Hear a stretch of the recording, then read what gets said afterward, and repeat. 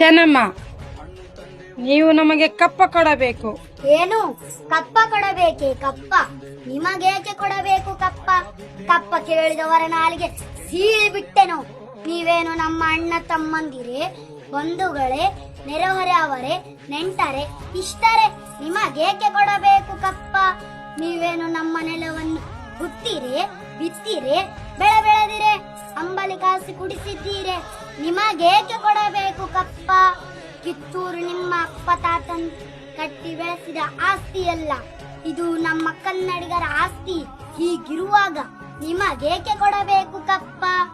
ಕಡಲಾಚೆಯಿಂದ ಬಂದ ನಿಮಗೆ ನೆರಳು ನಿಲ್ಲಲು ಜಾಗ ಕೊಟ್ಟ ತಪ್ಪಿಗೆ ಸುಂಕ ಬೇರೆ ಕೊಡಬೇಕೆ? ಕಬ್ಬು ತಿನ್ನಲು ಬಿಟ್ಟ ತಪ್ಪಿಗೆ ಕೂಲಿ ಬೇರೆ ಕೊಡಬೇಕೆ?